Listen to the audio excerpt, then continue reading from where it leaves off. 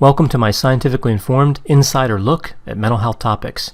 If you find this video to be interesting or helpful, please like it and subscribe to my channel. Hello, this is Dr. Grande.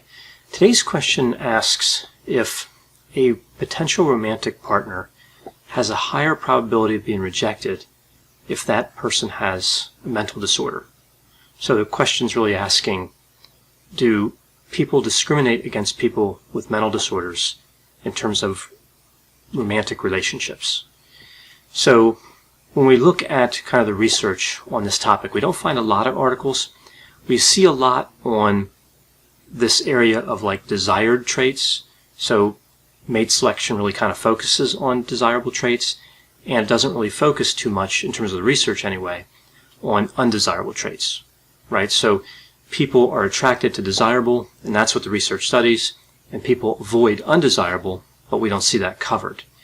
Now, in the limited research we do have available, we see that these undesirable traits are sometimes referred to as deal breakers.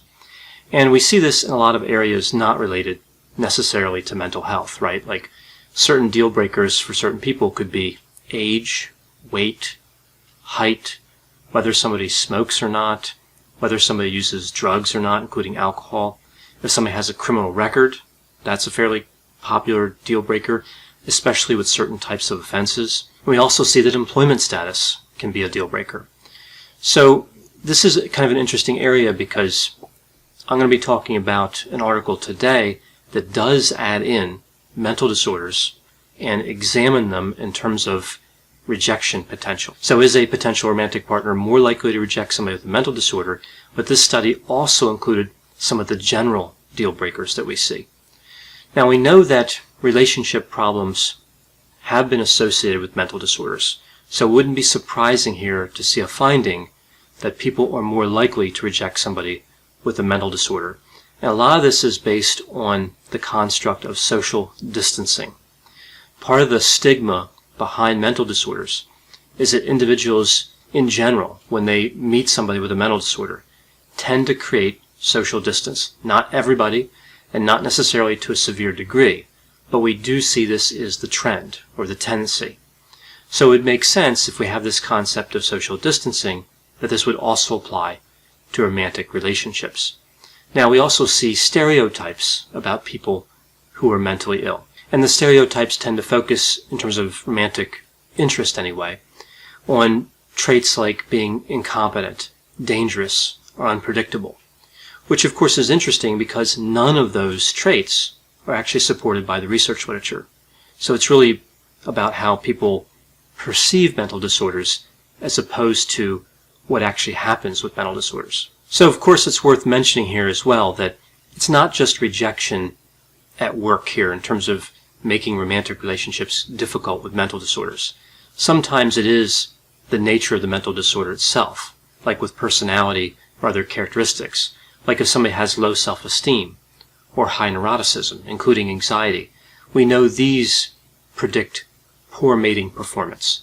So it could be that an individual with a mental disorder, depending on what mental disorder, may be more likely to avoid other people, so less likely to engage with people in romantic situations, and that could kind of explain why they're not as successful with romantic relationships. But here, again, in this study, this is really focused on rejections. This is focused on somebody without a mental disorder, looking at somebody with a mental disorder and rejecting them for that reason. So setting the mental disorder as a deal breaker. So we see several different levels kind of studied here in this paper: friendships, short-term sexual relationships, and long-term serious relationships. And this particular study had 3 experiments, and not all included all 3 levels, but generally this is what we see. And we also see that sex is looked at. So do females react differently when they encounter somebody with a mental disorder as opposed to males? Now what's interesting here is the participants in the study were asked to list the disorders, the mental disorders, that were deal breakers for them. And with this part of the study, they only looked at short-term sexual relationships and long-term serious relationships. And the top 5 mental disorders that qualified as deal breakers were the same between short-term and long-term relationships. Now, 6 through 10, because they looked at top 10, they were different, so I'll cover those separately. but the ones that were shared, the top 5, from strongest effect as a deal breaker to weakest, we see schizophrenia, that was number 1, then bipolar disorder, then major depressive disorder, substance use disorder, and number 5 was psychopathy. So, of course, psychopathy isn't actually a mental disorder, but it has an association with antisocial personality disorder, and it has somewhat of an association to narcissistic personality disorder. So if somebody was thinking of specific mental disorders when they said psychopathy, maybe they were thinking of those disorders. Now, when we move from the top 5 to 6 through 10, as I mentioned, is different from short-term to long-term. For short-term relationships, we see number 6 is multiple personalities. So what I think they're talking about there would be dissociative identity disorder or symptoms of that disorder. Then we see anxiety, autism, anger, and someone who's violent. So again, with anger and violence, those aren't connected specifically to any one mental disorder. Now with long-term relationships, number 6 was anger. Then we moved to narcissism, that multiple personality one, obsessive compulsive characteristics, and then there's a 3-way tie for number 10, autism, anxiety, and psychoticism. So it's interesting here because narcissism was number 7 on the long-term list, as I mentioned, and not on the short-term list at all, unless you count some of the characteristics of psychopathy. I talked about that before. Now, the reason I point that out is because when people are already in a romantic relationship and one person turns out to be narcissistic, we know that leads to a lot of problems. So it's interesting that that didn't really qualify as a powerful deal breaker, even though it actually does tend to have an effect. So this kind of speaks to how initial perception might not be accurate, might not be really helpful in terms of mate selection. But either way, moving on with the study, we see that in general, women had more deal breakers than men, and they had more deal breakers for long-term relationships than they did short-term relationships. We also see that when they factored in general deal breakers in the study, they added in poor hygiene and sexually transmitted disease. These were added to the mental disorders that were already being studied. Here we saw that women rated traits more strongly as deal breakers as opposed to men. Right? So when you look at all these different traits, women had a stronger reaction to these traits and were more likely to qualify them as deal breakers than men. We also see that men rated deal breakers less strongly for short-term relationships as opposed to long-term. So for short-term sexual relationships, men didn't really have as many deal breakers. So overall, when comparing general deal breakers to the mental disorder deal breakers, the mental disorders actually ranked as moderately severe deal breakers. So they were important in terms of predicting somebody rejecting somebody else, right? They seemed to kind of rank among the general deal breakers in terms of strength. Now, in the last part of this study, in terms of the experiment, the last experiment, we see that they wanted to consider what would happen if a specific person was referenced. Now, in an experimental environment like this, of course, the specific person was still fictional, but they used real pictures and they used stories that were made up. So what they were really trying to do here was to put a face on the person instead of just talking about mental disorders and general deal breakers. Because sometimes when somebody's attracted to someone's face, that might change the way they process potential deal breakers. That was the thinking behind doing this. So someone might talk about a mental illness in general and say, no, that's a deal breaker for me. You know, I would never go out with somebody who had that mental disorder. But then they see somebody's face and these other characteristics associated with the face, and they think, well, they might not be so bad, right? So that physical attraction component can change things up. Now, one problem with this type of experimental design, though, is they really have to restrict how many categories they use because you only have so many participants, and if you kind of cut the experiment into a lot of categories, so if you have a lot of mental disorders in general, deal breakers kind of available, you lose the ability to potentially detect a difference that's actually there when you have too many categories in terms of the statistical analysis.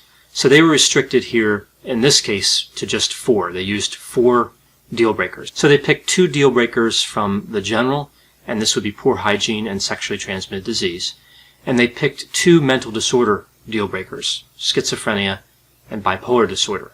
So again, restricted to just these 4 items, and they also compared these categories to somebody who had no deal breakers. Now, in addition to this, they also looked at 3 levels of relationship: friendship, short-term romantic relationships, and long-term. So really they added the friendship component. So we have somebody with no mental disorders and no other deal breakers, those 4 categories I mentioned, and then friendship, short-term, and long-term. So with this part of the study, what did they find? Well, they found here that all of the deal breakers significantly reduced the willingness of the participant to engage in a friendship, a short-term relationship, or a long-term relationship. Talking about just friendship, the most powerful deal breaker in this list I mentioned before was poor hygiene. Then we moved to schizophrenia, bipolar disorder, and then sexually transmitted disease. Now that kind of makes sense because you're talking about a friendship, so you wouldn't think that sexual contact would be involved. So having the sexually transmitted disease deal breaker at the end of the list, the least powerful predictor, again, makes sense. We see that with short-term sexual relationships, we see poor hygiene actually had the strongest effect. Then sexually transmitted disease, STD, schizophrenia, and then bipolar disorder. And then moving to long-term relationships, we see the order change a little bit. It goes from STD to poor hygiene, and then schizophrenia and bipolar disorder. So really just the poor hygiene and STD moving positions from short-term to long-term. So we see here that the participants were more willing to get into a friendship as opposed to a short-term or long-term relationship. But again, the deal breakers were still significant predictors of people rejecting individuals at all those levels. Now, the mental disorders were found to be somewhat likely to lead to rejection. That was the finding here, even in an instance where somebody had an attractive face. So that attraction component, having a face and other characteristics attached to that face, and looking at the evaluation then, mental disorders were still deal breakers. Now again, looking at just schizophrenia and bipolar for this part of the study. So what we see here is there is a stigma with mental disorders. We see employment discrimination and a lot of other types of discrimination, and now we also see discrimination in romantic relationships. Even when people have high physical and personal attractiveness, they can be eliminated as potential mates with the addition of just one deal breaker. So positive traits can really help somebody to engage in a romantic relationship, but negative traits seem to play an important part in the way people evaluate each other as well. Again, specifically to romantic relationships.